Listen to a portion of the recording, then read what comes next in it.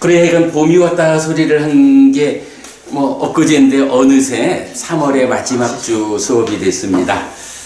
자, 나는 불교를 믿는다 수업입니다. 여러 그 선행 과정에서부터 이제 책을 공부하기 시작해서 지금 제1부 불법승의 제2장 부처님에 대한 공부 시작했습니다.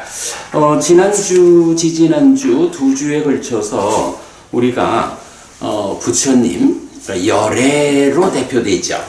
그리고 부처님의 이제 9가지 덕성, 그 중에 뭐니 해도 또 붓다, 부처님이란 덕성, 깨달은 자라는 덕성이 있는데, 이제 경에서 보면 좀 특별하게 왜 열애라고 불리는가? 또는 이래서 나는 부처입니다 라고 해서 열애라고 불리는 이유가 경에 의해서 정의가 되는 거죠. 그리고 이렇기 때문에 내가 부처입니다 라고 해서 우리는 그저 편하게 부처님하고 깨달은 자 이렇게 얘기를 하지만 그 깨달음이 구체적으로 무엇일까 라고 할 때 부처님 스스로 이러이러한 점 때문에 내가 부처입니다 라고 선언을 해주죠. 이보다 더 정확하게 우리가 부처님에 대해서 아는 방법은 없다라는 거고요. 자, 그렇게 열애 그리고 불린 이유를 지난주, 지지난주 두 주에 걸쳐서 공부를 했는데요. 자, 그 공부 간략히 좀 뒤집어 보고 오늘 공부 들어가도록 하겠습니다. 3월 14일 날 제2장 부처님 열애라고 불리는 이유, 그리고 과거와 미래의 끝, 그리고 무위의 암 이런 주제로 공부했는데 열애 구덕, 즉 열애의 9가지 덕성을 고려할 때 부처님을 대표하는 호칭은 열애인데 따타, 사실, 진리로서 아같다, 오신 분이라고 이해해야 합니다. 사실로부터라고 해석하면 어떤 출발점에서 오신 것으로 오해할 수 있기 때문에 사실에 부합한 삶의 실현이라는 의미, 사실 그 자체가 되신 분에서 사실로서 오신 분이라고 이해하는 것이 옳겠습니다. 제2장 부처님 붓다의 첫 번째 주제는 열애 그리고 불인 이유인데 오늘 수업에서는 그래서 열애라고 불린다라고 말하는 정신경과 세상경을 통해 그 이유에 대해 공부하였습니다. 이 외에 과거와 미래의 끝 그리고 유위의 암과 다른 것으로의 무위의 암, 안냐도 설명하였습니다. 네, 이렇게 우리 지난주 공부 요약되고요. 자, 지난주 공부 보겠습니다. 3월 21일 날 제2장 부처님에서 왜 부처인가, 그리고 사성제, 고와 오운과 세상. 박보부님 우리 지난주에는 정말 왜 부처인가라는 이 주제로 사성제와 관련한 포괄적 공부 했었죠. 네. 그래서 지난주 수업은 왜 부처인가 이면서 동시에 사성제.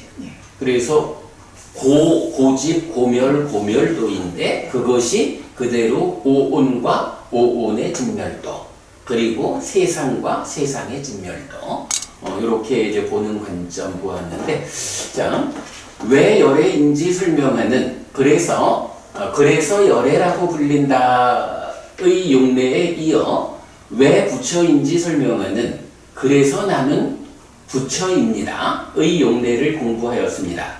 부처님은 1. 알고 닦아서 버림으로써 불이라는 설명과 2. 번뇌들이 다하고 부서지고 작용하지 못하게 되어 세상에 의해 더럽혀지지 않기 때문에 부처라는 두 가지 방법으로 부처인 이유를 설명합니다. 특히 1의 설명은 사성제에 대응하는 것을 알 수 있는데 그래서 열애라고 불린다라고 설명하는 세상경의 설명과도 같은 구조입니다. 또한 이런 구조는 전법윤경의 3전 12행에서 사성제에 의한 깨달음의 방법으로 상세히 설명됩니다. 자, 이렇게 이제 우리 지난주, 지지난주 두 번의 수업을 좀 뒤집었고요. 어쨌든 그 부처님에 대한 공부, 부처님이 누굴까라는 데에서는 가장 중요한 주제가 지난주, 지지난주 두 번 동안에 왜 열이라고 불립니까? 이래서 나는 부처입니다. 이보다 더 중요한 개념은 없다. 이렇게 보아야 할 것 같아요. 자, 그렇게 이유에 대해서 보았고요. 오늘은 책 72쪽이 됩니다. 왜 부처인지 알았어요. 자, 그리고 나면 이제부터는 우리가 보통 말하는 부처님의 일생 이런 개념이 되겠죠. 부처님에 대해서 알자면 기본적으로 부처님은 어떻게 태어났을까? 그 탄생의 의미는 무엇일까?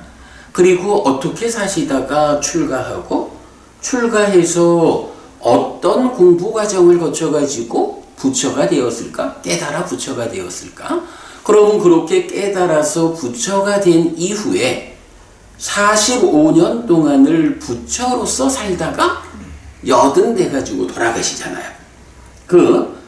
깨달아 부처가 되어서 부처로서 살아가신 45년, 그 삶의 과정은 어떤 것일까? 사실은 이제 우리가 불교라고 말하는 게 뭐예요? 깨달아서 45년 동안 부처로 살아가는 동안에 많은 사람들을 만나서 그 사람들의 필요에 따라서 부처님이 그 법을 설하신 그게 불교잖아요. 그 안에서 이제 어떤 주제들이냐에 따라서 부처님 전생 이야기가 나오기도 하고 한평생 이 몸으로의 한평생을 나는 이렇게 살았다. 그대들은 이렇게 살아라. 이런 가르침. 그리고 죽은 다음엔 어떻게 되는 것일까? 라는 사후의 이야기까지. 그리고 이런 전생에서 금생으로 왔다가 또 내생으로 가는 이런 윤회하는 중생으로의 삶도 있지만 우리가 언제까지나 그런 삶을 반복할 거냐. 부처님 입장에서는 내가 바로 그런 윤회하는 삶에서 벗어났다. 그래서 이제는 다시 태어나지 않게 되었다.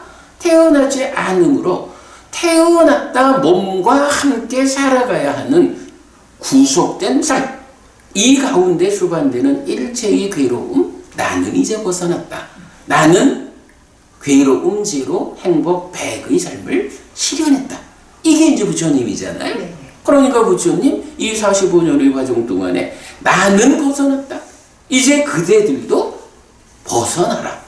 나와 같은 방법으로 그대들이 살아가면 그대들의 노력이 나와 같은 경지에 이르면 그대들도 벗어날 수 있다. 이렇게 말하는 거. 그래서 이제 그 부분을 우리가 요즘 아주 즐겨 쓰는 표현이 있죠. 부처님은 이렇게 일체의 괴로움을 떠난 거야. 벗어난 거야. 이럴 때 이런 모든 괴로움을 대표해서 말하는 게 슬픔이라는 게 있죠.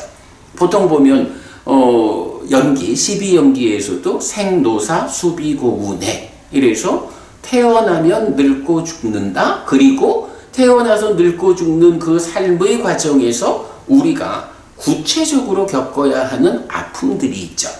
슬픔, 비탄, 고통, 고뇌, 절망. 뭐라고? 그러니까 이런 구체적 아픔을 5가지로 말할 때 제일 앞장 세우는 게 슬픔이잖아. 그러니까 우리가 살아가면서 겪어야 하는 이 구체적 아픔을 대표하는 말이 슬픔이지. 이되죠. 그래서 이제 경에서 보면 슬픔을 떠난 사람은 슬픈 사람을 살핀다. 슬픔을 떠난 사람은 누굴까? 깨달은 자죠. 부처님이고 부처님의 제자들만이 따라갈 수 있는 그 깨달음을 실현하면 아라한 이렇게 부르죠. 이런 깨달아서 일체의 괴로움에서 벗어난 사람, 이 사람을 지시하는 말이 슬픔을 떠난 사람 이렇게 되죠.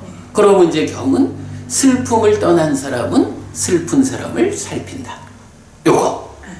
사실은 부처님이 당신의 깨달음, 말하자면 당신의 생사 문제를 해결하고 이제 더 이상 문제가 없어. 이런 상태에서 부처님이 그걸로 만족하고 됐어? 하고는 가버렸다. 라고 하면 그때 와서 자기 문제를 해결하고 간 그분이 나하고는 아무 의미가 없는 거야. 그런데 그 부처님이 내가 이렇게 슬픔을 떠났듯이 아직 슬픔을 떠나지 못한 많은 생명들을 잘 살펴가지고 자, 그대들 또한 이 슬픔을 떠날 수 있다. 어떻게 하면 슬픔을 떠날 것인지 내가 가르쳐 주겠다. 바로 이 역할을 하셨기 때문에, 그죠? 슬픈 사람을 살피는 그 역할을 하셨기 때문에 그것이 45년간의 이 몸으로의 삶의 과정에서 법을 설하게 된 거고, 그 법이 지금 나한테까지 이어져 가지고 내 삶을 슬픔을 떠나는 삶으로 이끌어주는 거죠. 그게 불교고, 그러기 때문에 우리가 2600년 전에 오셨던 부처, 그분 이렇게 그냥 남의 이야기로 안 하잖아. 우리의 교주고 우리의 스승이고, 그죠? 이런 의미가 있죠. 그러니까 부처님에 대한 공부를 하자라고 하면 기본적으로 이렇게 태어나서, 그죠? 태어나서 돌아가실 때까지의 이 과정을 우리가 한번 그 경에 의해서, 세상에는 사실 저도 고등학교 때 이미 석가모니 일대기라는 책을 읽어보고 그래 했었지만, 어찌 보면 이제 인간들의 관점에서 조금 멋있게 이렇게 치장한 이야기들이 많죠. 우리 그렇게 이제 덧씌워진 이야기들은 다 좀 내려놓고 오직 경에서 발견되는 부처님의 삶의 이야기, 요 부분만을 모아가지고 보면 거기에서 부처님의 삶에 대한 정확한 알을 얻을 수가 있고, 그렇게 될 때 우리가 그런 부처님의 삶을 뒤따르자 하는 이 노력에 어긋남이 없죠. 열심히 가는데 딴 길 가고 있으면 간 만큼 돌아와서 다시 가야 되잖아.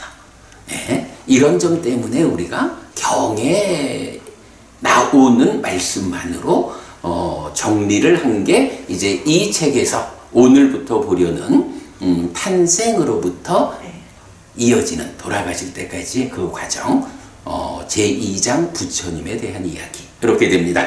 자, 그래서 이제 72쪽에서 바로 그런 부처님의 이야기의 출발, 탄생부터 보겠습니다. 자, 이 탄생, 맞지만 이까야 123번 놀랍고 신기한 것 경이고요.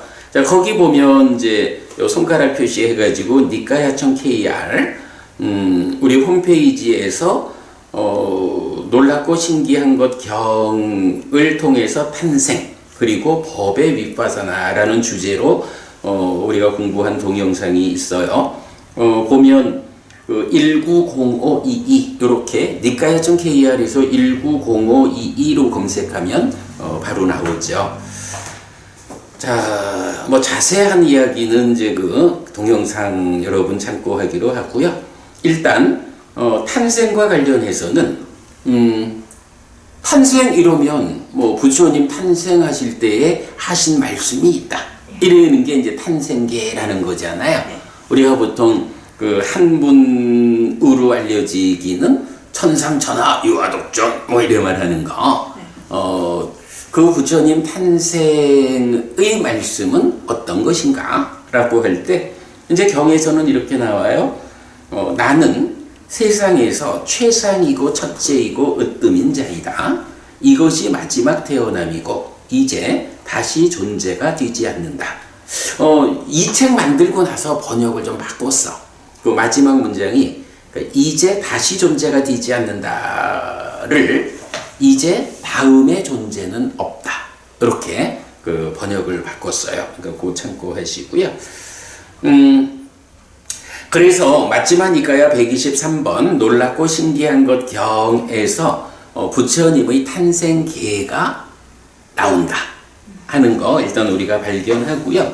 자, 오늘은 우리가 조금 그 시간을 여유를 가지고 맞지만 이까야 123번 놀랍고 신기한 것 경이 이 경이 꼭 부처님의 탄생계만 담고 있진 않거든요. 오늘 우리가 공부하려는 주제가 뭐냐 하면 부처님의 탄생과 관련한 이야기라고. 그러면 꼭 그 태어나는 그 순간에 탄생계를 읊었다 하는 요 부분만이 아니고 그 태어남의 순간을 전후해서 맞지만 이까야 123번 경이 그 부처님의 탄생 출현과 관련해서 아주 놀랍고 신기한 이야기를 해주고 있거든요. 그래서 오늘 여러분 이제 나눠드린 교재가 바로 그 놀랍고 신기한 것 경이에요. 자, 이 경을 이제 볼 텐데 이 경을 볼 때는 우리가 한 가지 그 알고 시작을 해야 돼. 법은 이 경 제목이 뭐라고요? 놀랍고 신기한 것 경. 그럼 이 안에 들어있는 내용은 아주 놀랍고 신기한 거겠지. 그죠? 김법은님, 이게 우리가 사실은 부처님 가르침이 특히 이 니카야에 있는 경들은 대부분이, 그러니까 거의 대부분이 우리가 잘 준비해서 공부하면 우리의 인식 능력을 가지고 우리의 학습 능력을 가지고 이해할 수 있는 주제들이에요. 그래서 법우님 보셨나 모르겠어요. 제가 가끔씩 그 얘기를 하거든요. 그 불교학자들 가운데는 불교 형이상학을 말하면서 불교 형이상학이란 말을 해요. 그러니까 형이상학이라고 하는 거, 무언가 하여간 실체적인 것을 넘어선 뭐 이런 개념적인 어떤 거를 말하는데 그 형이상학 가운데 불교 안에 있는 형이상학, 이래서 불교 형이상학 이런 표현을 쓰고, 그래서 보면 뭐 대표적으로 우리 오온에, 그러니까 색수상행식 오온이잖아요. 그 중에 행이라는 거, 이 행이 불교 형이상학 가운데 가장 어려운 개념이다. 뭐 이렇게 이제 학자들이 말을 하거든요. 그런데 그게 참 좀 곤란한 거야. 우리가 공부를 부처님 살아서 직접 설한 가르침, 니카야에 의해서 경으로 경을 해석하는 이 공부 방법을 놓칠 수 없는 이유가, 경에 의해서 공부를 하면요, 사실은 불교에는, 그러니까 부처님 가르침에는 형이상학이 없어. 왜 형이상학이 없냐 하면 우리가 자주 그 얘기하잖아. 불교는 사는 이야기다. 그죠? 네. 사는 이야기. 내가 세상을 만나는 이야기요. 나, 몸과 마음. 그러니까 결국은 마음이 몸과 함께 세상을 만나는 이야기.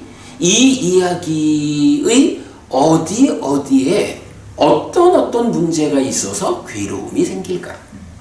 사실은 이런 나라고 하는 이 중생이라고 하는 불완전한 존재 상황이 진행되어 가는 가운데 그 과정에서의 문제 때문에 괴로움이 생겨난다. 이 괴로움이 생겨나는 그 조건 관계를 명확하게 밝혀놓은 게 뭐예요? 우리가 보통 12연기 이러지만 이제 경은 연기 이렇게 말하잖아요. 부처님 깨달음이 뭐예요? 바로 그 삶에 대해서 중생이라고 하는 이 불완전한 존재 상태에 어떤 과정에 의해 가지고 어떤 조건 관계에 의해 가지고 괴로움이 생겨나서 자라날까? 부처님 스스로 당신의 삶 또한 그런 괴로움의 영역에 속한 삶이잖아요. 이 괴로움에서 완전히 떠나려니까, 이 괴로움에서 벗어나려니까 의사가 환자의 병에 대해서 정확히 알지 못하면 치유할 수 없는 것처럼 부처님이 수행 과정에서도 역시 그런 거예요. 당신이 나의 삶에 대해서 온전하게 알지 못하면 내 삶에 수반되는 이 괴로움이란 문제를 완전히 해결할 수가 없는 거예요. 그래서 부처님, 우리 이제 그 아침 독송에서도 이제 그 제2장 그 사실에 보면 곶담화경 또 도시경 뭐 이런 경에서 보면 부처님이 그런 표현을 하잖아. 언제 이 늙음 죽음으로부터 벗어날 것인가. 이제 이러면서 그 12연기를 단계적으로 밟아 내려가는 이렇게 삶에 대해서 열의작의로서 관통했다. 뭐 이래 가지고 삶에 대한 완전한 이해를 하는 것.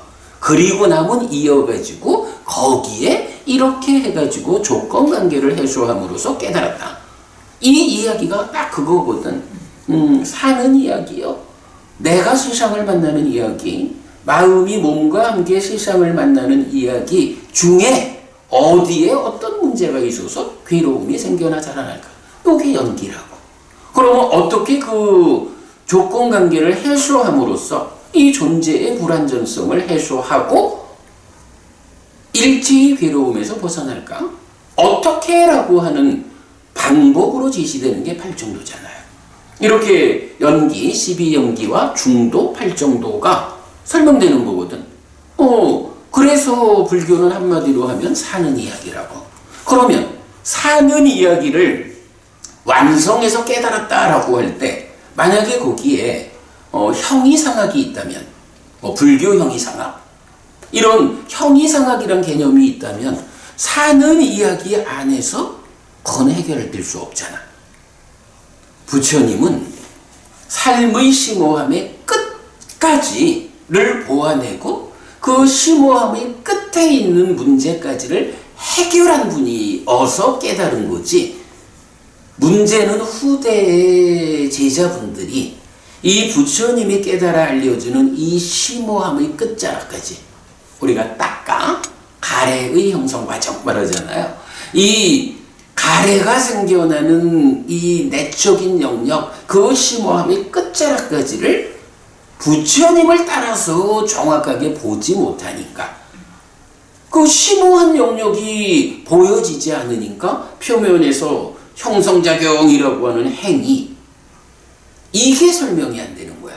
그러니 보이지 않는 부분의 연장선에서 행위라고 하는 것, 이거 형이상학이야. 이런 식으로 이제 설명을 하게 돼요. 그런데 부처님은 이렇게 사는 이야기로의 그 심오함의 끝까지를 구체적으로 보아서 설명하고 해결 방법까지를 함께 설명을 한다고. 그래서 이제 중요한 게 우리가 아마도 김보부님 100년 전에 태어났다 하면 부처님 공부 이래 할 수 있을까? 잘 못할 거예요. 뭐 열심히 공부를 할 수는 있어. 그런데 100년 전에 만약에 한국 땅에 태어났다 하면 아마도 뭐 한문경전, 주로 대승경전 이래 되겠지.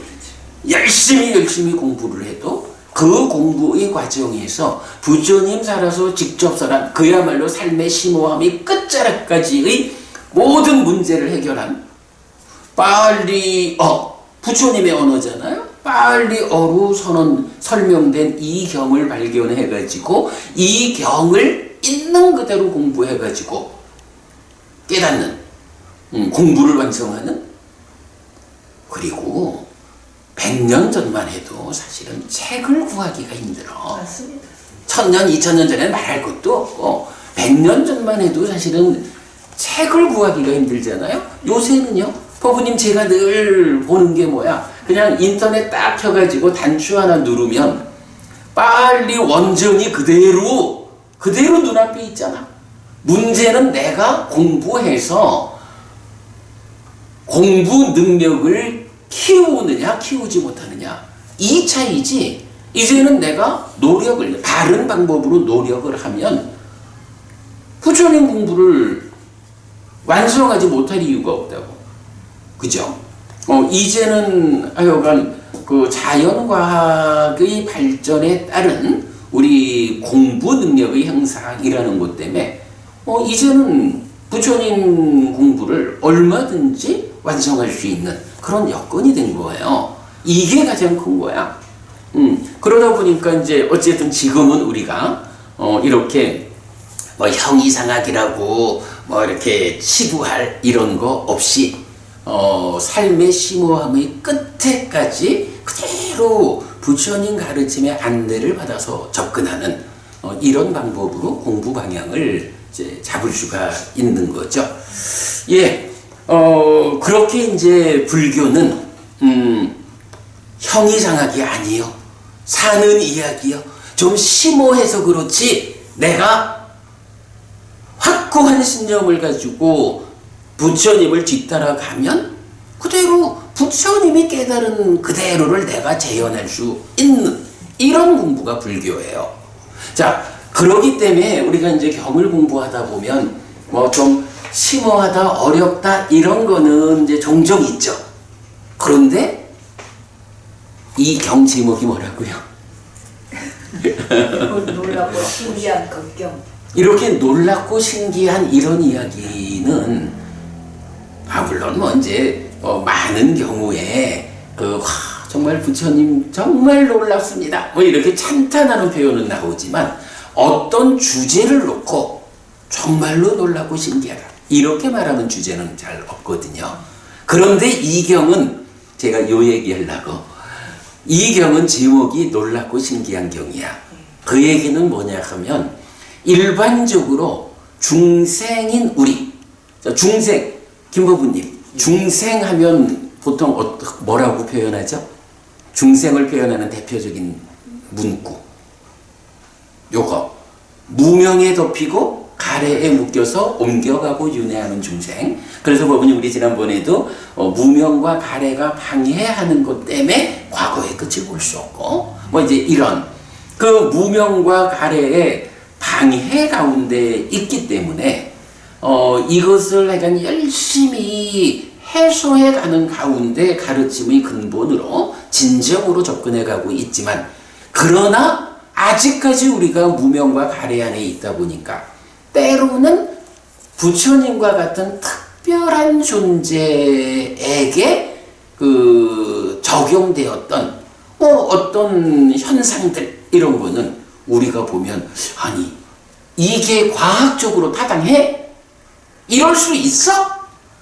그게 정말이라면 진짜 놀랍네. 이렇게 말해야 되는 그런 현상들이 있는 거예요. 보통은 그런 현상이 잘 없는데 이제 바로 이 경이 부처님이 부처님의 탄생과 관련한 일련의 과정을 소개를 하는데, 이 소개의 과정에서는 아예 놀랍고 신기한 일입니다. 예를 들어서 박보부님도 애를 낳으셨잖아. 네. 애를 낳는 엄마로서 애를 낳는 방법이라 해야 되나, 뭐 현상이라 해야 되나, 뭐 세상에 엄마들이 보편적으로 애를 낳는 뭐 있잖아, 그죠? 네. 뭐 그래서 뭐 보통 10달이라고 말하지만 실제로 10달을 채우지는 않는 거잖아요. 네. 뭐 그러니까 40 아니야. 28주 모르겠다 나도. 몇 주더라? 4, 9, 36, 36주가 될 거야. 그래서 보통 10달이라고 말하지만 실제로는 9달 정도. 네. 뭐 그래 되잖아요. 그리고 38주다 38주. 제가 알기로는 한 250일 정도. 그러니까 7로 나누면 3호 해야지. 4, 7이 28. 네. 그러니까 40. 사격을 하고 한 10일에서 20일 더. 그래, 뭐 이제 그런 식이 되죠. 우리가 보통 10달이라고 하지만 실제로 10달은 아닌 거예요.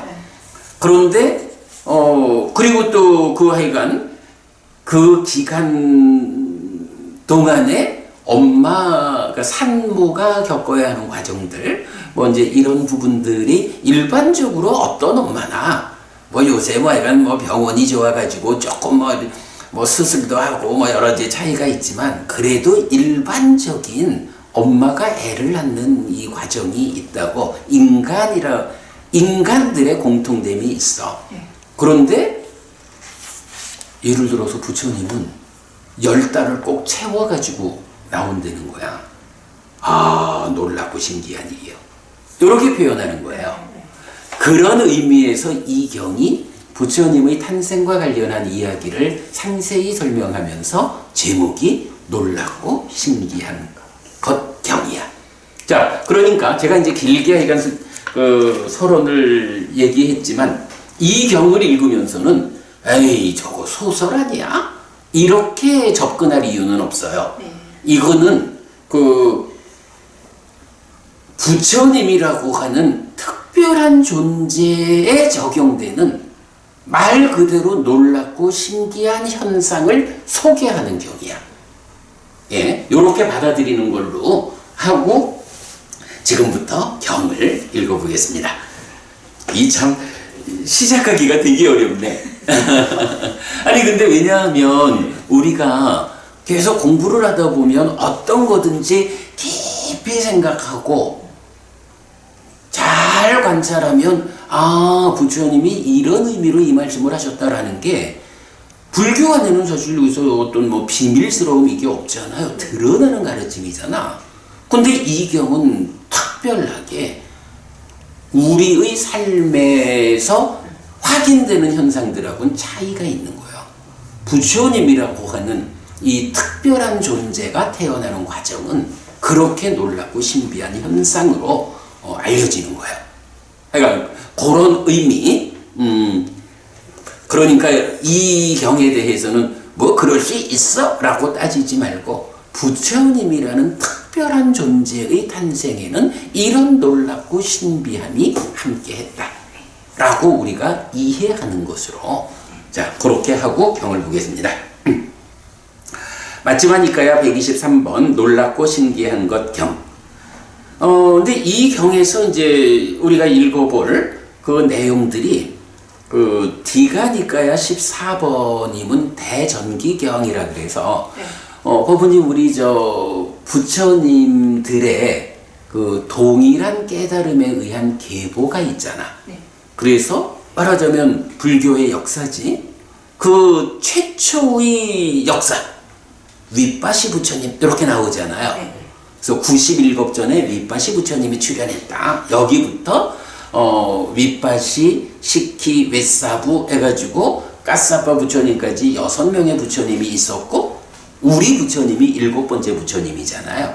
그 7명의 부처님의 동일한 깨달음에 의한 계보의 형성, 이게 불교의 역사거든. 그럴 때 이제 대전기경 디가니까야 14번 경에서는 그 최초의 부처님인 윗바시 부처님의 전기 이렇게 이제 경을 이해하면 되거든요. 그래서 이제 그 경에서 보면 이 경에서 우리 부처님에 대한 놀랍고 신기한 그 이야기를 뭐 동일하게 소개를 해요. 그러면서 그 경에서는 그런 표현을 써. 윗바시 부처님이 이러이러했다. 이것이 보살의 법다움이다. 라고 부처가 되는 과정에서는 이런 놀랍고 신기한 이런 특별함이 법다움, 이걸 뭐 법칙성 이렇게 볼 수도 있겠지만 하여간 부처님의 탄생과 관련한 그 과정은 그렇게 되는 거예요. 부처가 되기 직전 삶의 과정, 그럼 뭐 거의 깨달음이 완성된 이 과정 오면 이런 현상이 따르기 마련이야. 이런 식으로 설명하고 있어요. 자, 그 부분. 이 경이 설명하는 부처님의 탄생과 관련한 놀랍고 신기한 법들은 디가니까야 14.2 대전기경 보살의 법다움에서는 윗바시 부처님의 보살 시절의 일화로 나타나면서 이것이 보살의 법다움 담마다라고 설명함으로 했거든요. 자, 여기에서 이제 우리가 일단 한 가지 단어는 봐야 되겠죠. 부처님, 불이거든? 원어가 뭐죠? 붓다. 붓다. 이렇게 되잖아? 그런데,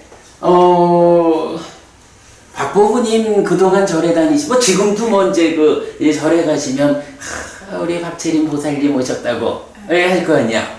보살이란 말 많이 듣잖아요. 그 보살이란 말의 의미가 뭐죠? 절에 다니는 여자분들이 보살인가? 아닙니다. 원래 의미는 그게 아니죠. 부처님으로부터 직접 수기를 받은 분, 그분이 보살이죠. 그렇게 알면 곤란합니다. 곤란합니다. 그게 그래서 이제 우리가 부처님 살아서 직접 설한 가르침이라는 이 경의 범위를 제한을 해요. 지금 이제 말하는 그 수기 이런 개념은 이제 쿠타카니까야, 소부니까야잖아요. 그 소부니까야에 속하는 붓다왕상라고 해서 불종성경이라는 그 소부니까야에 속한 경이 있어요. 이제 그 경에서 보면 서가모니 부처님 6명 앞에 윗바시 부처님 그리고 그 앞에 18명의 부처님 이름을 더 제시하면서 첫 번째 부처로 뒷방가라가 되든가? 뒷방가라. 뒷방가라. 그래, 뒷방가라지. 연등 부처님이잖아요. 그래서 연등 부처님으로부터 불교의 역사가 시작되는 이렇게 이제 설명이 되는 거야. 그런데 바로 그 불종성경에서 보면 이제 그 수기라는 개념이 나타나요. 그러니까 뒷방가라 연등 부처님으로부터 직전에 까사빠 부처님까지 24명의 부처님한테서 수기를 받잖아. 그리고 연등 부처님의 수기로부터 10가지 바라미를 닦아가지고 사아승직업 더하기 10만겁을 10바라미를 닦는 수행을 해가지고 부처가 된다고. 그게 그대가 얼마의 세월 후에 남성부주에서 부처가 될 거요 라고 말해주는 게 수기잖아. 그런데 문제는 이 불종성경이 부처님 살아서 직접 설한 가르침이라고 인정하기가 어려운 거야. 일단 사부니까야를 기준하면, 그래서 우리가 좀 전에도 말했지만 동일한 깨달음에 의한 계보의 형성 91급 전에 윗바시 부처님으로부터 시작하잖아요. 윗바시 부처님 앞에 18명의 부처님이 더 있었다라고 하는 이 과정은 그러니까 사부니까야 안에는 어디에도 없는 거야. 부처님이 살아서 직접 설했다라고 하는 이 가르침의 범주에는 과거의 부처님은 오직 윗바시 부처님으로 시작하는 6명의 부처님밖에 없는 거야. 그 앞에 있는 18명의 부처님은 누군지 모르지만 누군가에 의해서 붓다왕사 불종성경이라는, 이게 참 좀 조심스러워. 이제 그거를 또 공부의 기준으로 하는 사람들이, 특히 테라와다 불교가 답을 기준으로 하잖아. 그래서 좀 말하기는 조심스럽지만, 그러나 어쨌든 우리가 동일한 깨달음에 의한 계보의 형성, 이 관점에서 보면 지금도 이제 보부님 보살이 누구냐 하니 이제 수기를 받은, 이제 이렇게 말씀하셨잖아요. 그러니까 결국은 그 부처가 되는 과정에 대해서 수기를 받고 10가지 바라미를 닦아서 얼마나 닦느냐? 그러니까 사아승직업 더하기 10만겁 이러는데, 아승지라는 말이 뭐냐 하면 이게 이제 아상카따라고 해서, 아상카따라고 하는 말을 중국에서 음력한 게 이제 아승지 이래 되는 거야. 그 의미가 헤아릴 수 없는 거거든. 헤아릴 수 없는 겁이 4개요. 그리고 나머지가 10만겁이요. 그러니까 1아승지겁은 기본적으로 나머지가 되는 10만겁보다는 큰 거요. 깨닫자는 얘기요. 겁이라고 하는 단위도 사실은 우리가 상상할 수 없는데, 그게 10만 겁도 큰데 그 10만 겁보다도 큰 헤아릴 수 없는 겁의 단위로 4개나 지나고 이제 이렇게 나오는 거야. 근데 이제 여기서 약간 또 중요한 문제는 시간도 시간이지만 이 바람이를 닦아가지고 깨닫는다라는, 말하자면 그게 수행의 방법이잖아. 깨달음의 방법이잖아. 근데 사부니까야에는 바람이를 닦아가지고 깨닫는다라는 말 자체가 없어. 대승불교에서 우리 중고등학교 때 늘 배운 게 육바람일 배웠잖아요. 없어, 그죠? 근데 그 불종성경에서는 10가지 바람일, 10바람일이 나온다고. 그 10바람일을 닦아가지고 부처가 된다 이러는데, 정작 그래, 우리가 말하는 부처님 살아서 직접서랑 가르침에는 부처님이 어떤 수행법으로 깨달았습니까? 라고 할 때 바람이를 닦아가지고 10바람이를 닦아가지고 깨달았다는 말은 없어요. 그리고 바람일이라는 수행법 자체가 없어. 그 바람이라고 하는 요 단어가 니까야에 한 번인가 2번 나오기는 해. 근데 그거는 이렇게 10가지 바람이를 닦는 이런 수행법의 의미가 아니고 그냥 어떤 상태에서의 그 완성이라는 의미로 나올 뿐이거든. 부처님은 박부모님, 부처님 어떤 방법으로 깨달았어요? 8정도. 그러니까 바른 삼매를 중심으로 하는 8정도로 깨달았잖아. 그죠? 8정도로 깨달았다. 물론 이제 이거를 설명을 그 타당성을 부여하자면 그 8정도를 실천하는 것이 10가지 바람이를 닦는 것이요. 이렇게 말을 연결할 수는 있겠지만 뭐 하려고 부처님이 말하지 않은 어떤 개념을 세워가지고 그거를 굳이 연결을 시켜. 말한 것만 가지고 공부하면 되잖아. 그죠? 이제 이런 점 있어서, 우리가 공부의 기준을 중시해야 하는 것은 아주 중요해요. 이거를 놓치지 않아야 돼. 자, 그 부분 참고하고, 그래서 이제, 그러면 보살은 누구냐? 라고 할 때, 자, 보살이란 말이 있어요.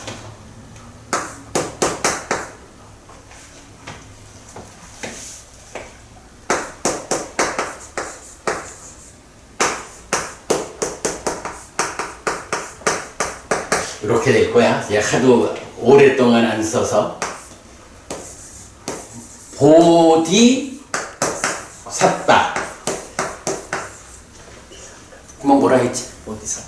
보디사tta. 요거를 이제 또 아마 산스크리트식이 될까? 그러면 보디사트바 이런 식으로도 이제 되는데, 이제 빨리어는 이제 사tta야, 보디사tta. 이럴 때 보디라는 말이 깨달음이죠. 사tta는 뭐죠? 요게 중생이라고. 깨달음과 중생이라는 말을 묶어가지고 중생이긴 한데 아직까지 깨닫지 못한, 완전히 깨닫지 못해서 중생의 영역에 속하긴 하지만 거의 깨달음에 접근한 요런 존재를 깨달음에 근접한 중생, 깨달은 자 부처가 되기 직전의 상태 해가지고 보살 이렇게 이제 그러니까 이렇게도 말을 하더라.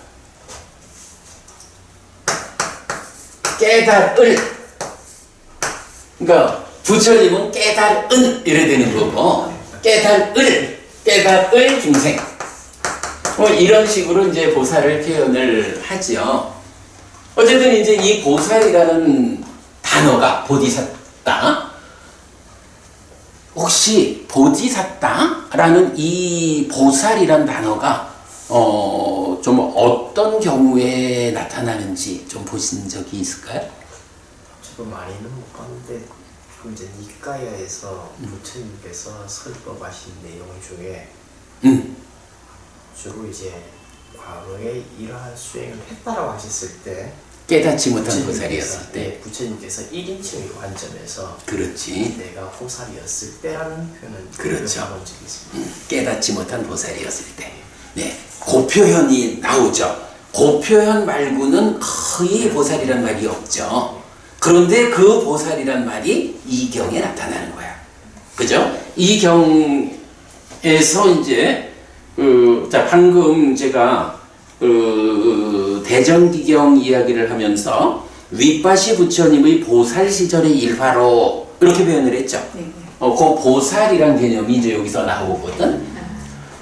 이럴 때 보면 이 보살이란 말, 그래 김법부님이 경을 많이 보셨구나. 그래요. 부처님이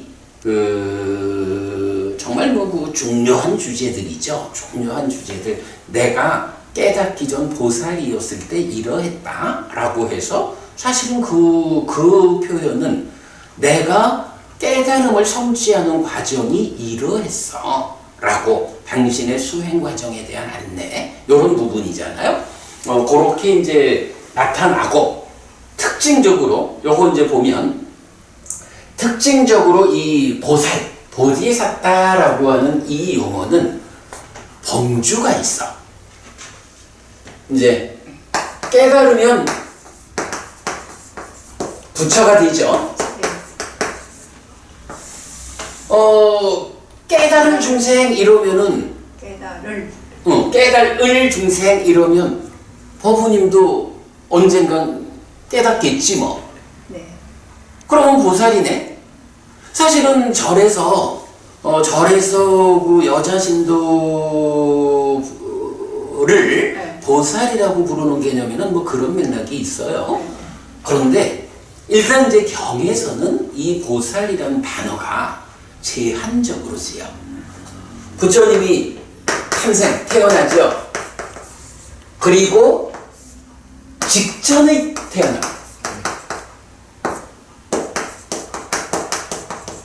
금생에 태어났고, 금생에 바로 전생에 태어나. 요때부터를 보살이란 말이 적용이 되는 거야. 그래서 보살이 도솔전에 태어났다.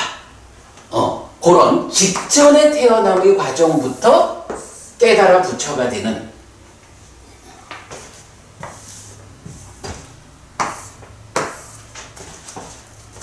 그러니까 직전생의 태어남부터 이제 깨달아 부처가 되는 요 과정에 이 보살이라는 용어가 적용되고 있는 거예요.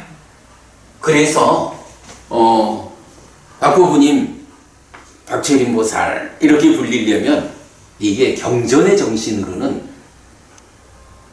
최소한 다음 생에는 깨달아야 돼요. 좋겠다. 좋겠다. 김보부님도 그럼 보살하지 뭐.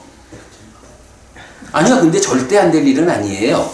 이게 사실은 우리가 오랜 세월 동안 부처님이 부처된 방법, 이 가르침이 덧씌워진 것에 의해서 방해받아가지고 우리가 못 만났었잖아. 정확하게 가르침이 있어도 다른 어떤 덧씌워진 것, 그러니까 안경을 쓰고 보니까 정확하게 접근하지 못한 이런 문제가 있었는데, 그래도 이제 다행히 이제 우리가 부처님 살아서 직접 설한 가르침을 만나게 됐잖아요.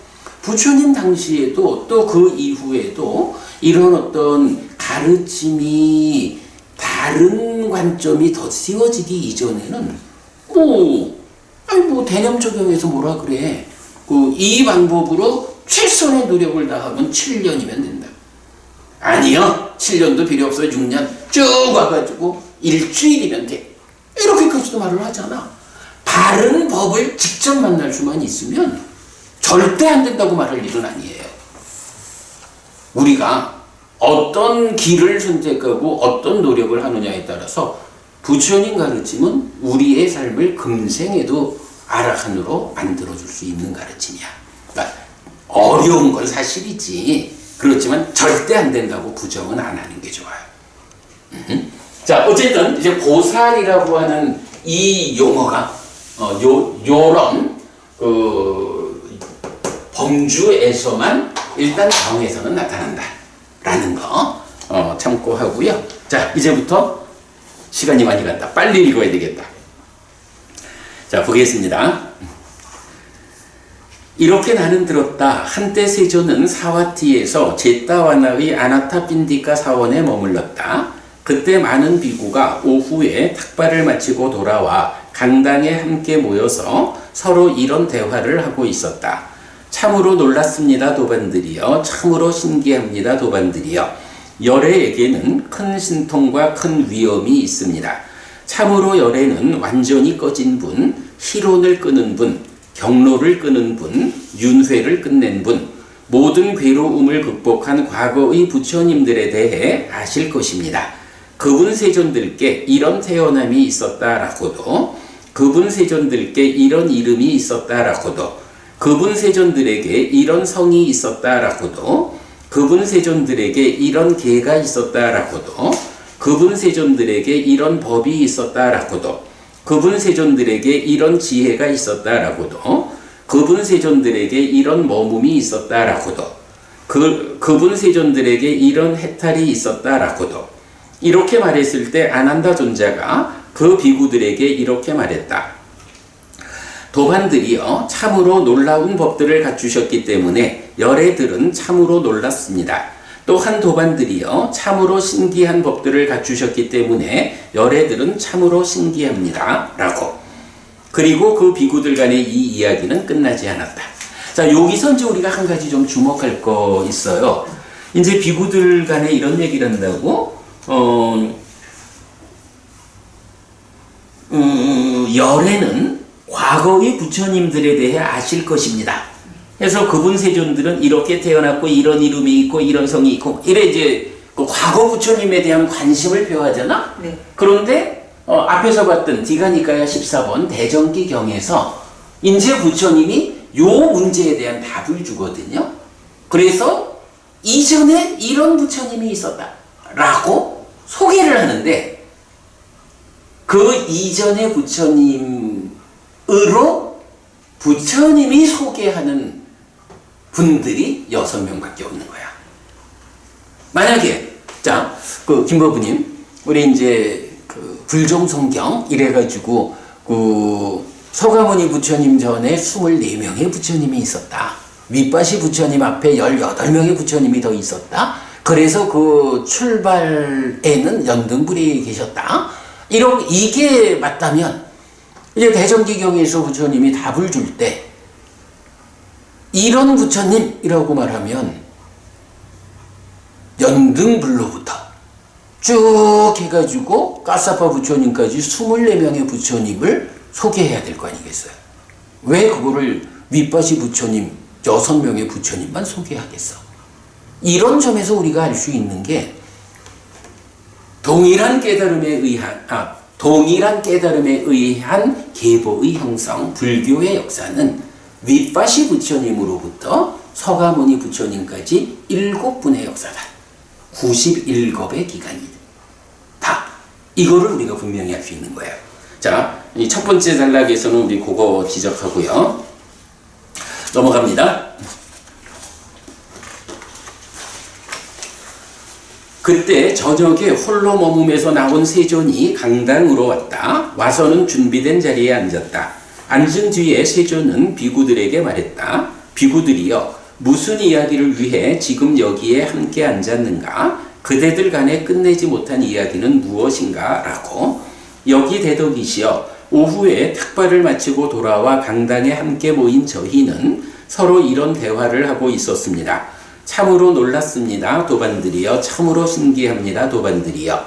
열애에게는 큰 신통과 큰 위험이 있습니다. 참으로 열애는 완전히 꺼진 분, 희론을 끄는 분, 경로를 끄는 분, 윤회를 끝낸 분, 모든 괴로움을 극복한 과거의 부처님들에 대해 아실 것입니다. 그분 세존들께 이런 태어남이 있었다라고도, 그분 세존들께 이런 이름이 있었다라고도, 그분 세존들에게 이런 성이 있었다라고도, 그분 세존들에게 이런 계가 있었다라고도, 그분 세존들에게 이런 법이 있었다라고도, 그분 세존들에게 이런 지혜가 있었다라고도, 그분 세존들에게 이런 머움이 있었다라고도, 그분 세존들에게 이런 해탈이 있었다라고도. 이렇게 말했을 때 아난다 존자가 저희에게 이렇게 말했습니다. 도반들이여, 참으로 놀라운 법들을 갖추셨기 때문에 열애들은 참으로 놀랐습니다. 또한 도반들이여 참으로 신기한 법들을 갖추셨기 때문에 열애들은 참으로 신기합니다. 라고. 그리고 저희 간의 이 이야기는 끝나지 않았습니다. 그런데 세존께서 도착하셨습니다. 라고. 그러자 세존은 아난다 존자에게 이렇게 말했다. 그렇다면 아난다여, 열애의 참으로 놀랍고 참으로 신기한 법들을 더욱 드러내어 보라. 라고. 이 앞에 부분은 부처님이 이렇게 이제 비구들끼리 대화하고 있을 때 오셔가지고 무슨 얘기하고 있었나? 라고 말씀하시면 저희들이 이러이러했습니다. 라고 보고 드리는 요런 건 이제 경에 많이 나오잖아요.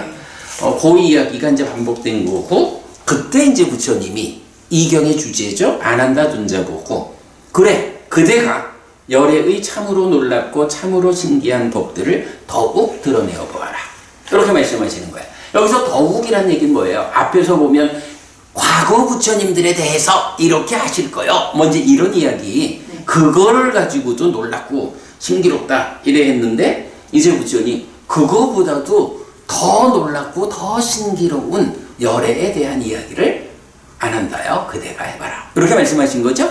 자, 그래서 이제 주제가 시작돼요.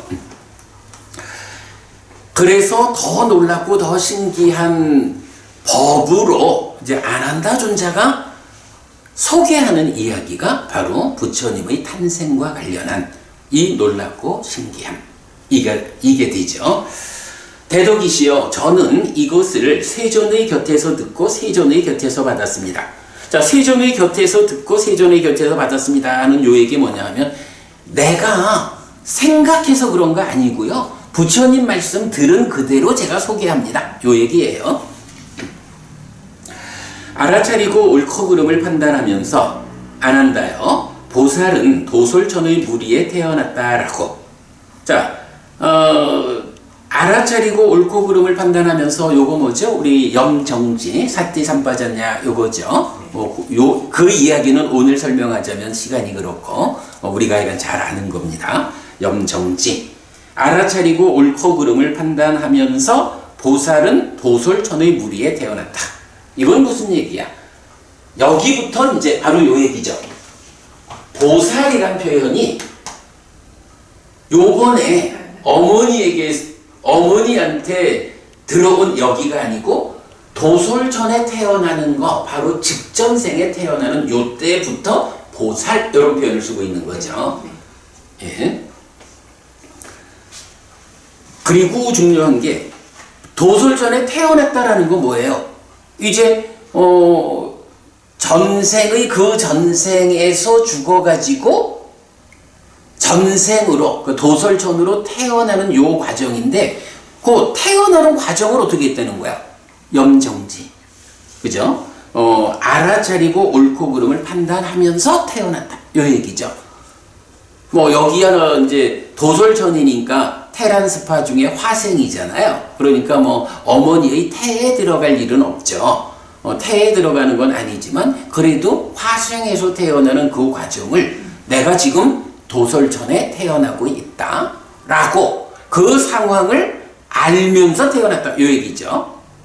요거 뭐 뒤에 이제 우리 다른 경들 보면 그 뭐 하여간 그 태에 들어가는 것을 아느냐 모르느냐, 태중에 있던 기간을 아느냐 모르느냐, 어머니 몸 밖으로 태어나는 걸 아느냐 모르느냐, 이제 이런 부분도 이제 소개되고 하는데, 어쨌든 여기서는 전생에 도솔천의 무리에 태어나는 그 과정이 알면서 태어났다 이렇게 말하는 거죠.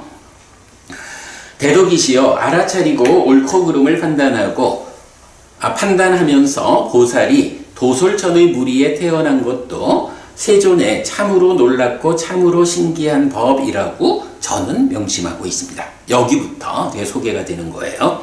자, 그 다음 대덕이시여, 저는 이것을 세존의 곁에서 듣고 세존의 곁에서 받았습니다. 알아차리고 옳고 그름을 판단하면서 안한다여, 보살은 도솔천의 무리에 머물렀다라고. 대덕이시여, 알아차리고 옳고 그름을 판단하면서 보살이 도솔천의 무리에 머문 것도 세존의 참으로 놀랍고 참으로 신기한 법이라고 저는 명심하고 있습니다.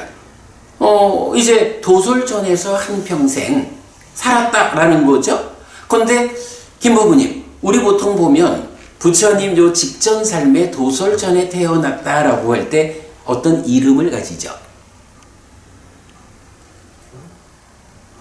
도솔전에 호명보살로 태어나. 이렇게 호명보살이란 말 들어보지 않았나요? 그게 있어. 근데 이제 니까에 나오는 말은 아니고 나도 출가 전에 배웠던 그런데 이제 제가 지금 말하려는 거는 지금 도솔전에 태어나서 직전생을 사는 동안에 그냥 도솔전의 무리에 태어났다, 도솔전의 무리에 머물렀다, 그리고 이어가지고 수명이 다할 때까지 도솔전의 무리에 머물렀다, 요렇게만 나타났지 거기에서 호명보살이란 이름으로 뭐 대중들을 교화했다 이런 언급이 없는 거야. 그러니까 있는 그대로만, 그죠? 경이 말하는 그대로만 우리가 보는 게 좋아요. 자, 그 다음에 이제 넘어가면 대덕이시여, 저는 이것을 세존의 곁에서 듣고 세존의 곁에서 받았습니다. 수명이 다할 때까지 안 한다요. 보살은 도솔전의 무리에 머물렀다라고. 대덕이시여, 수명이 다할 때까지 보살이 도솔천의 무리에 머문 것도 세존에 참으로 놀랍고 참으로 신기한 법이라고 저는 명심하고 있습니다. 대덕이시여, 저는 이것을 세존의 곁에서 듣고 세존의 곁에서 받았습니다. 알아차리고 옳고 그름을 판단하면서 안한다요. 보살은 도솔천의 무리로부터 죽은 뒤 어머니의 태에 들어왔다라고. 여기서 이제 안한다요 하는 건 뭐죠? 부처님이 안한다 존재한테 이렇게 말씀하신 걸 제가 들었어요. 요 얘기예요. 그러니까 부처님이 안한다를 부르는 거야. 알아차리고 옳고 그름을 판단하면서 보살이 도솔천의 무리로부터 죽은 뒤 어머니의 태에 들어온 것도 세존의 참으로 놀랍고 참으로 신기한 법이라고 저는 명심하고 있습니다. 요 몇 가지 문단은 뭐예요? 결국은 이제 어머니의 태에 들기 이전에 직전의 삶이죠. 직전에 도솔전에 태어났다. 도솔전에 태어나는 그때부터를 일단은 물론 그 이전도 말하면 뭐 보살이라고 할 수 있겠지만 그러니까 경에서 보살이라는 용어는 여기부터 나오는 거야. 그 전에는 보살이라는 말이 안 나와요. 그래서 요 직전에 태어나서 지금 어머니에게 태에 들어올 때 요 과정에 대해서 사띠 삼빠전을 하면서, 그러니까 사띠하고 옳고 그름을 판단하면서 태어났다, 머물렀다, 죽어서 태어났다, 이런 식으로 설명하고 있어요. 자, 그리고 나면 대덕이시여, 저는 이것을 세존의 곁에서 듣고 세존의 곁에서 받았습니다. 알아차리고 옳고 그름을 판단하면서 안한다요. 보살은 도솔천의 무리로부터 죽은 뒤 어머니의 태에 들어왔다라고. 대덕이시여, 알아차리고 옳고 그름을 판단하면서 보살이 도솔천의 무리로부터 죽은 뒤 어머니의 태에 들어온 것도 세존의 참으로 놀랍고 참으로 신기한 법이라고 저는 명심하고 있습니다. 이제부터 본격적으로 이제 부처님이 태어나는 거야. 네. 대덕이시여, 저는 이것을 세존의 곁에서 듣고 세존의 곁에서 받았습니다. 안한다여, 보살이 도솔천의 무리로부터 죽은 뒤 어머니의 태에 들어올 때 신과 마라와 범천과 함께하는 세상에서 사문바라문과 신과 사람을 포함한 존재들에게 신들의 신통을 능가하는 무량하고 고귀한 빛이 세상에 나타났다. 세상들의 사이에 있는 깜깜하고 빛이 전혀 비치지 않는 끝이 없는 어두운 공간에도 큰 신통과 큰 위엄을 가진 달과 태양의 빛조차 미치지 못하는 이곳에도 신들의 신통을 능가하는 무량하고 고귀한 빛이 세상에 나타났다. 거기에 태어난 중생들도 그 빛에 의해서 서로를 알았다. 존자들이여, 참으로 여기에 태어난 다른 중생들도 있습니다. 라고. 그리고 일만의 세계가 흔들렸고 격렬히 흔들렸고 요동쳤다. 신들의 신통을 능가하는 무량하고 고귀한 빛이 세상에 나타났다. 라고. 대덕이시여, 보살이 도솔천의 무리로부터 죽은 뒤 어머니의 태에 들어올 때 내지 신들의 신통을 능가하는 무량하고 고귀한 빛이 세상에 나타났다라는 것도 세존의 참으로 놀랍고 참으로 신기한 법이라고 저는 명심하고 있습니다. 하여간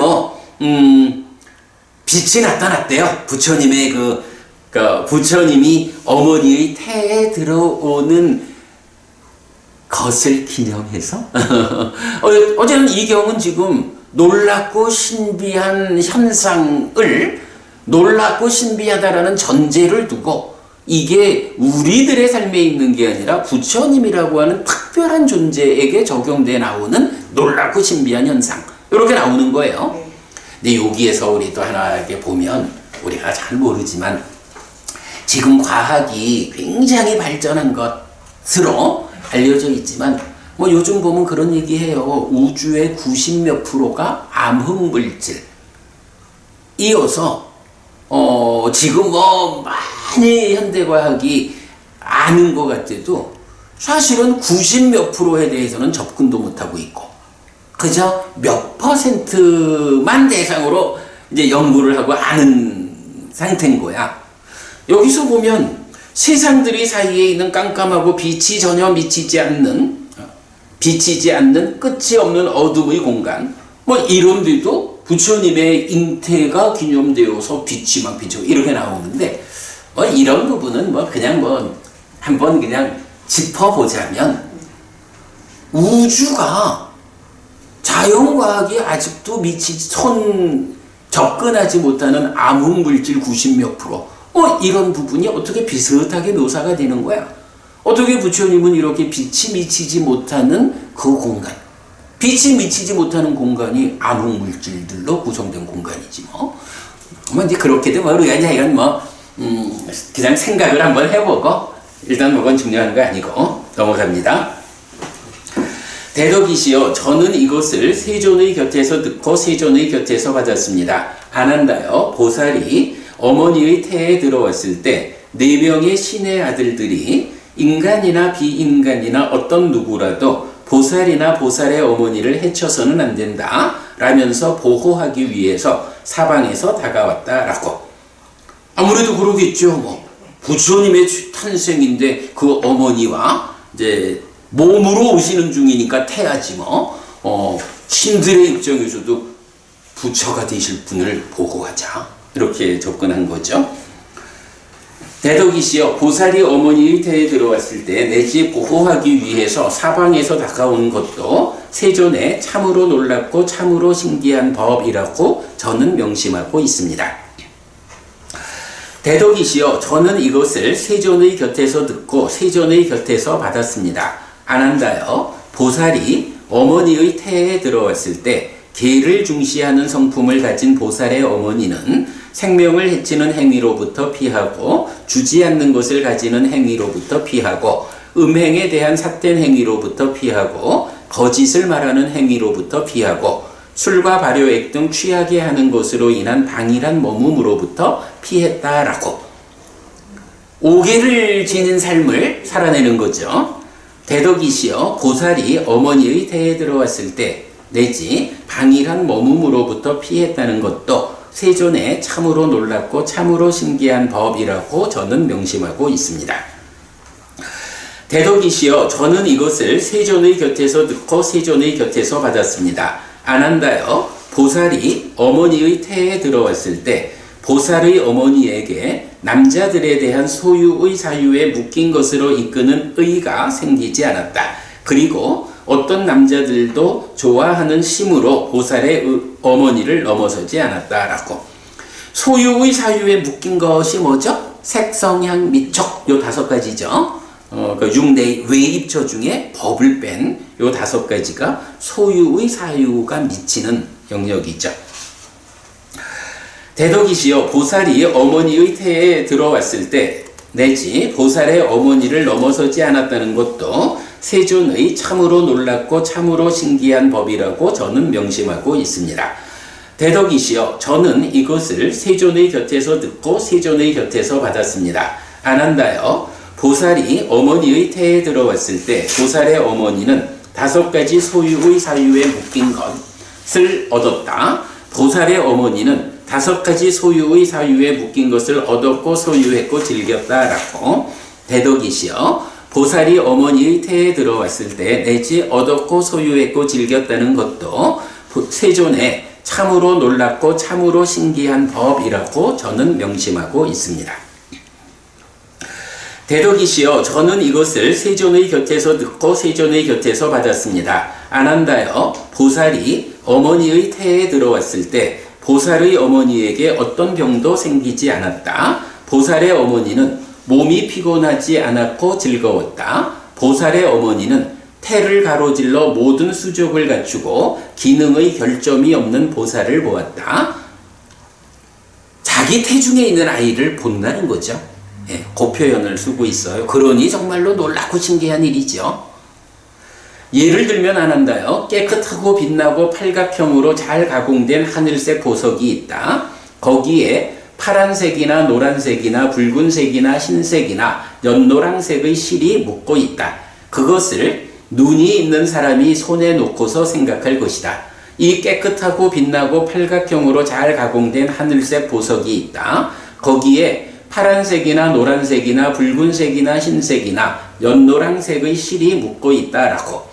이처럼 아난다요. 보살이 어머니의 태에 들어왔을 때 보살의 어머니에게 어떤 병도 생기지 않았다. 보살의 어머니는 몸이 피곤하지 않았고 즐거웠다.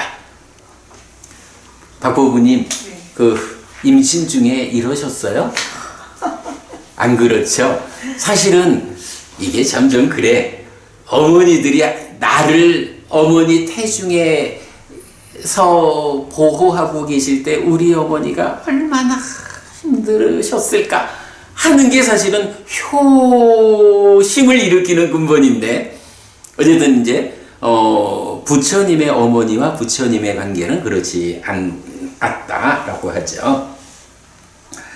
보살의 어머니는 태를 가로질러 모든 수족을 갖추고 기능의 결점이 없는 보살을 보았다라고. 대덕이시여 보살이 어머니의 태에 들어왔을 때 내지 기능의 결점이 없는 보살을 보았다는 것도 세존에 참으로 놀랍고 참으로 신기한 법이라고 저는 명심하고 있습니다. 대덕이시여 저는 이것을 세존의 곁에서 듣고 세존의 곁에서 받았습니다.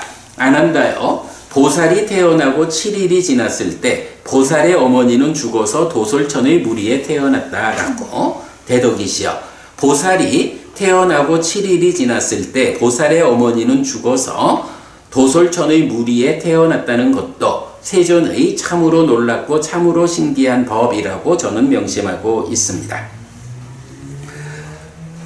뭐 여기까지 보면 결국 부처님을 어머니께서 이렇게 태중에 보살피고 있던 그 과정을 상세히 설명하고 있죠. 네. 그리고는 그러니까 7일 만에 돌아가셨어. 자, 그런데 다시 이제 앞으로 거슬러 와요. 대덕이시여 저는 이것을 세존의 곁에서 듣고 세존의 곁에서 받았습니다. 아난다여 다른 여인들이 9달이나 10달 동안 태아를 태에 품은 뒤에 낳는 것처럼 보살의 어머니는 보살을 낳지 않았다. 보살의 어머니는 보살을 꼭 10달 동안 태에 품은 뒤에 낳았다라고. 대덕이시여 내지 꼭 10달 동안 태에 품은 뒤에 낳았다는 것도 세존의 참으로 놀랍고 참으로 신기한 법이라고 저는 명심하고 있습니다. 대덕이시여 저는 이것을 세존의 곁에서 듣고 세존의 곁에서 받았습니다. 아난다여 다른 여인들이 앉거나 누워서 낳는 것처럼 보살의 어머니는 보살을 낳지 않았다. 보살의 어머니는 보살을 오직 서서 낳았다라고. 대덕이시여 내지 오직 서서 낳았다는 것도 세존의 참으로 놀랍고 참으로 신기한 법이라고 저는 명심하고 있습니다.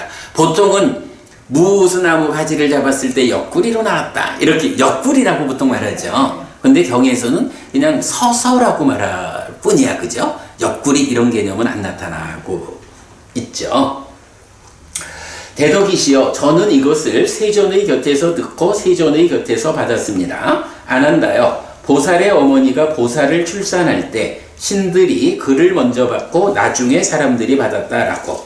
대덕이시여 내지 나중에 사람들이 받았다는 것도 세존의 참으로 놀랍고 참으로 신기한 법이라고 저는 명심하고 있습니다.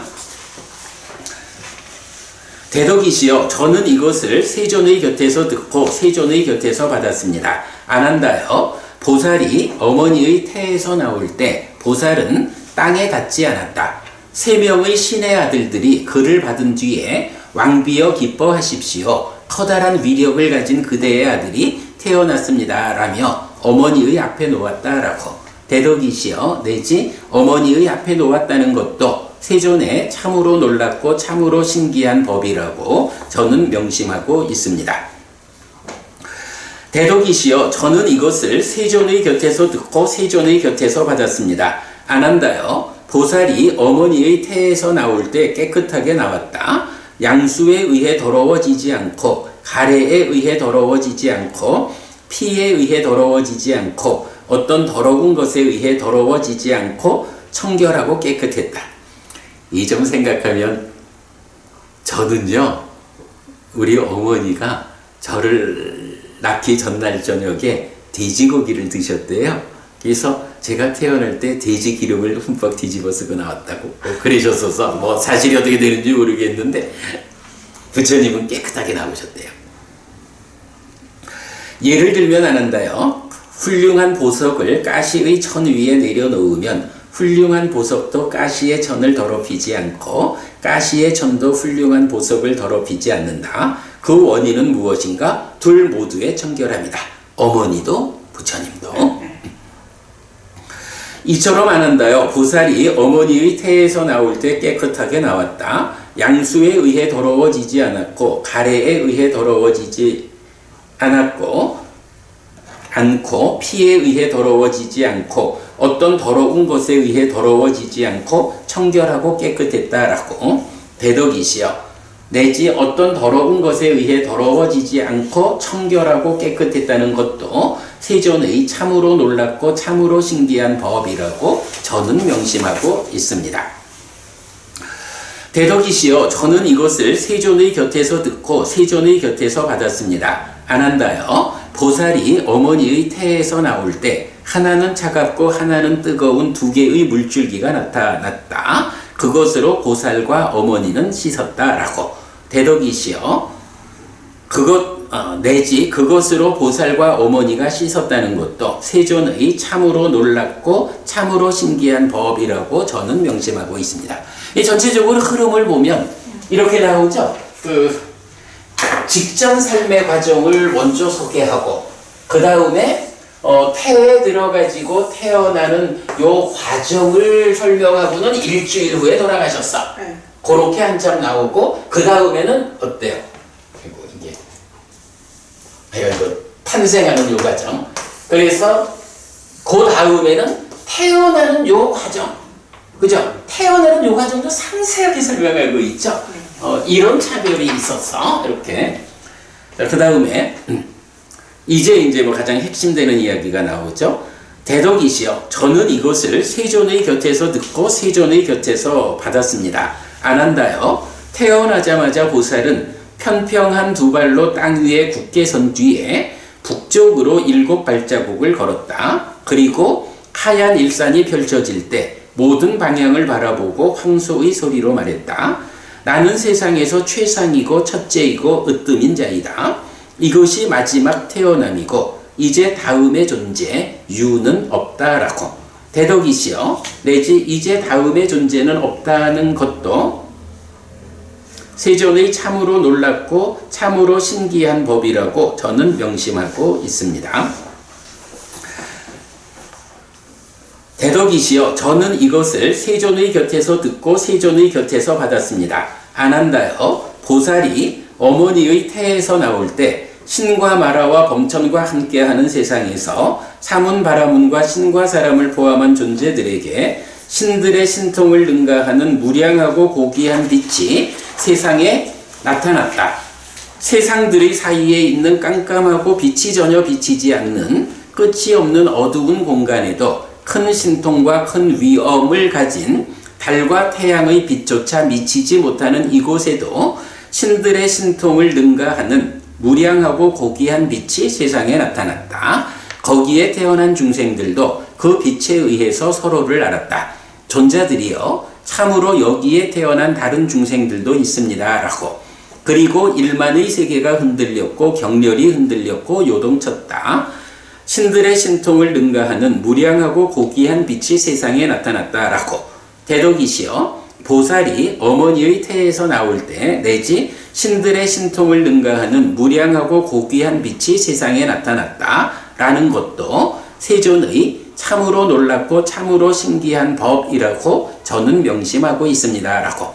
요거는 태에 들어올 때와 동일한 현상이 이제 태에서 나올 때 있었던 거죠. 자, 요렇게 해가지고 부처님의 태어남과 관련한 이야기가 전생의 태어남에서부터 이제 금생의 태어남까지를 뭐 상세하게 설명하고 그 과정이 이 일반적인 우리 중생들의 삶에서는 참 좀 있을 수 없는 그래서 놀랍고 신기한 현상들을 소개하기 때문에 경의 제목이 놀랍고 신기한 경이다 라는 거고요. 자, 그 다음에 이제 마지막 보면 그렇다면 안 한다요. 그대는 이것도 열애의 참으로 놀랍고 참으로 신기한 법이라고 명심하라. 여기 안 한다요. 열애에게 수는 보이는 것이 생기고 보이는 것이 현재하고 보이는 것이 없어진다. 상은 보이는 것이 생기고 보이는 것이 현재하고 보이는 것이 없어진다. 윗닦아는 보이는 것이 생기고 보이는 것이 현재하고 보이는 것이 없어진다.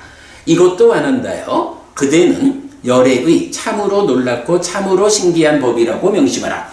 자, 앞에까지는 안 한다 존자가 예전에 부처님한테서 이렇게 들었습니다 라고 소개했죠. 그 말씀을 다 듣고 나서는 이제 부처님이 그래 열애의 놀랍고 신기함에 대해서 그러니까 더 놀랍고 더 신기함 잘 설명했다. 그런데 한 가지가 더 있어 라고 하나를 더 말씀해 주시는 게 수와 상과 윗닦아에 대해서 보이는 것이 생기고 보이는 것이 현재하고 보이는 것이 없어진다 이렇게 말했거든요. 열애의 삶은 이렇다라는 거거든. 요거 뭐지? 혹시 김법부님 요렇게 수상 윗닦아라고 하는 법들이 요렇게 생겨나는 것이 보이는 가운데 생겨난다. 생겨나는 걸 내가 본다 요거죠. 생겨나는 게 보이고 유지되는 게 보이고 버려지는 게 보이는 요런 표현. 요런 표현 좀 들어보셨나요? 들어는 본 것 같아? 박부부님, 요렇게 보이는 것이 생겨서 유지되다가 없어지는 요런 현상. 요거 보는 거를 뭐라 하죠?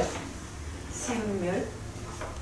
생멸이고 무상이고 그거지. 네. 그런데 이제 요 표현이 그 특정한 곳에 쓰이는 거야. 네. 그래서 이제 요게 보면 우리가 수행 지도를 그리잖아. 네. 수행 지도를 그릴 때 보면 일단 삼매를 성취하고 삼매를 성취한 상태에서 바른 삼매라고 하는 것은 단지 집중만 가지고 깨달을 수는 없거든. 네. 삼매가 성취되면 거기서 마음이 일어나 가지고 내적인 심에 사마타라고 하는 과정에서 이제 2차적인 내면의 법을 드러나게 한다. 그러면 이렇게 안으로 드러나는 2차적인 법, 요걸 대상으로 그것이 생겨나서 유지되고 없어지는 거, 생멸이고 무상을 관찰하는 요렇게 드러나는 법의 무상을 관찰하는 과정을 법의 미빠사나라고 하거든. 그러면 이런 내적인 심에 사마타와 법의 미빠사나의 과정을 거쳐가지고 여실직견이라는 삼매 위의 깨달음을 받는 거거든요. 그래서 우리가 사실은 이제 불교계에서 사마타 위빠사나하고 내적인 심에 사마타 법의 위빠사나를 동의어로 보는 데서 사실은 커다란 문제가, 그래서 아까 이제 김보부님 안 될 거예요 라고 우리가 이제 보통 어렵지라고 하는 게 오랜 그 전승의 과정에서 전혀 다른 것인 내적인 심의 사마타와 사마타, 전혀 다른 것인 법의 미빠사나와 미빠사나, 이걸 동의어라고 간주해 버리면서 수행이 길을 잃었다고. 수행의 지도가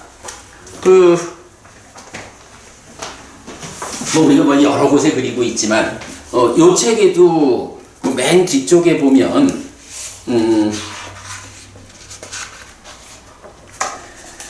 맨 뒤쪽에 보면 삶의 메커니즘 그려져 있고요. 그 다음에 수행 지도를 이렇게 세 가지 형태로 그려서 설명하고 있거든요. 이런 수행 지도에서 보면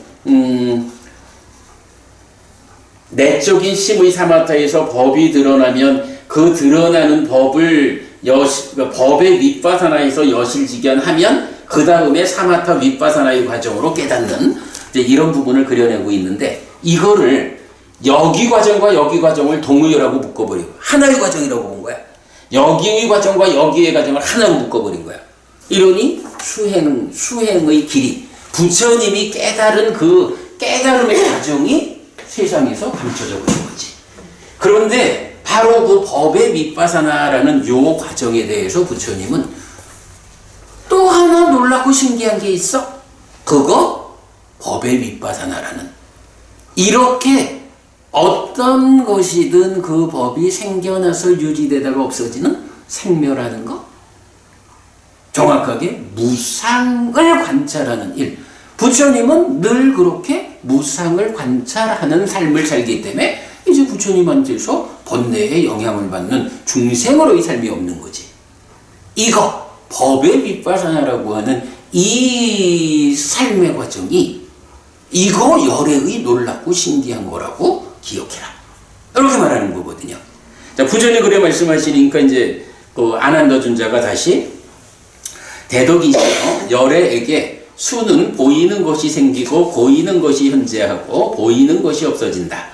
상은 보이는 것이 생기고 보이는 것이 현재하고 보이는 것이 없어진다. 윗닦아는 보이는 것이 생기고 보이는 것이 현재하고 보이는 것이 없어진다라는 것도 대덕이시여, 열애의 참으로 놀랍고 참으로 신기한 법이라고 저는 명심합니다 라고 부처님이 명심해라. 네, 명심하겠습니다, 이렇게 말씀드리죠.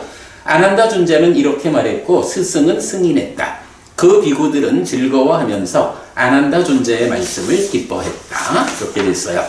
사실은 이렇게 해서 이제 놀랍고 신기한 것 경이 이제 끝났는데, 원래 이제 이 경을 소개한 그 중심된 이유는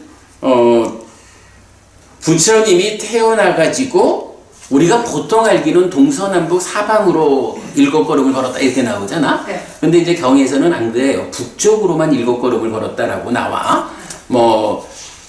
하여간 이런저런 부분들이 보면 좀 유사하면서도 상세한 면에서는 일치하지 않는 것들이 좀 있는데, 그런 부분.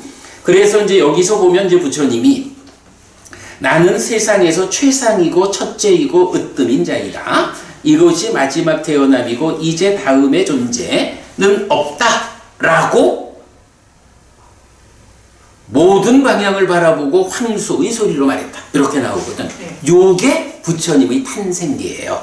우리가 이제 책에서 탄생 요 부분을 이제 하나의 주제로 넣어놨잖아요. 네. 사실은 이제 요 탄생계와 관련해서 제가 좀 충분한 설명을 드리려고 했는데, 우리가 오늘은 또 좀 재밌게 몇 가지 측면을 좀 보다 보니까 시간이 다 돼버렸어요. 제가 생각할 때 그래도 이 탄생계를 제대로 설명하려면 그래도 한 20분은 우리가 얘기를 해야 될 것 같은데, 오늘은 이 탄생이라는 주제에서 탄생계 그 의미를 바르게 이해하기 위해서 마지막이니까야 123번 놀랍고 신기한 것 경을 통해 가지고 부처님의 탄생을 전후한 이 과정을 공부한 걸로 하고, 다음 주에 요 부처님 탄생계에 대해서 그때는 이제 이런 설명 없이 탄생계만 바로 좀 설명을 하도록 하겠고요. 자, 다음 주에는 이렇게 그 탄생계를 설명하고 나면 그 다음에 이제 73쪽에서 3번 출가. 그래서 불교의 정체성을 드러내는 4개의 경이 이게 3에서부터 6이네. 3에서 6 깨달음의 재현까지 이게 대략 73쪽에서 105쪽까지니까 한 30페이지가 넘는 분량으로 아까 말씀드렸던 그 부처님 출가해서 깨닫고 법을 설하는 이 과정을 이제 상세히 말하게 될 건데요. 요거를 우리가 이제 수요일 날 진행하는 맞지마니까야 관통법회가 있잖아요. 김법은 알고 계시죠? 잘 모르시는가?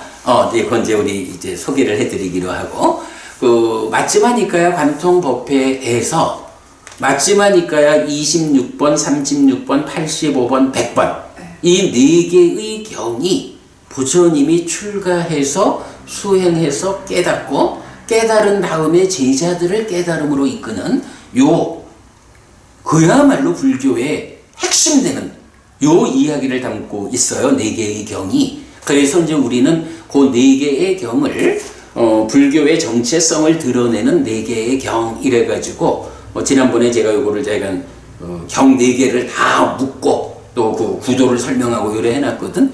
다음 주에는 요 책이요 이게 이게 몇 페이지가 되냐 하면 129페이지인데 요거를 제가 어도비 인디자인 문서로 만드니까 140몇 페이지 나오더라. 그거 이제 다 준비해 놨거든요. 다음 주에는 그 책을 여러분 나눠 드려서 3번 출가로부터 6번 깨달음의 재현까지 이 범주를 공부할 건데 여러분 참고 교재로 보실 수 있도록 나눠 드리겠습니다. 네, 하여간 오늘은 이렇게 탄생에 대한 그 탄생기를 위한 준비 과정, 탄생에 대한 전체적인 이야기 123번 경으로 알아봤고요. 꼭 여러분 기억하실 게 123번 경의 이 놀랍고 신기한 현상들이 디가니까야 14번 대정기 경에서는 윗바시 부처님의 경우로 나오면서 이것이 부처님들에 대한 그 보살들의 과정에서는 법다운 과정이다 라고 알려지는 거 이제 그런 부분 꼭 기억하기로 하겠습니다. 자, 다음 주에 수업 이어가기로 하고요. 오늘 이렇게 마치겠습니다. 삼마삼부토 바가와 스와카토 바가와타 담모 숫바티판노 사와카 상고띠 세조는 정등각이시다. 세조로부터 법은 잘 설해졌다. 제자들의 상가는 잘 실천한다. 찌랑띠타뚜 로가스밍 삼마삼부타 사사난띠 정등각의 가르침이 이 세상에 오래도록 머물기를. 이차마항 얀양 야지똥 양마마 아싸 디가라땅 히따야 수카야띠 오랫동안 나에게 이익과 행복을 주는 자선행을 실천하리라. 이단다낭 페따낭 야띠살로 히따낭 우파카빠뚜 이단다낭 페따 야띠살로 히따 파리분잔뚜띠 이 보시가 돌아가신 친지와 혈육들에게 도달하기를. 이 보시를 돌아가신 친지와 혈육들이 사용하기를. 오늘도 우리가 훌륭한 법의 등을 함께 달았습니다. 이 법의 등의 공덕이 오랫동안 여러분들에게 이익과 행복으로 함께하기를 바랍니다. 또한 오늘의 이 법보시의 공덕이 여러분 생각하시는 그분들에게 도달하고 사용하기를 바랍니다. 수고하셨습니다. 감사합니다. 수고하셨습니다.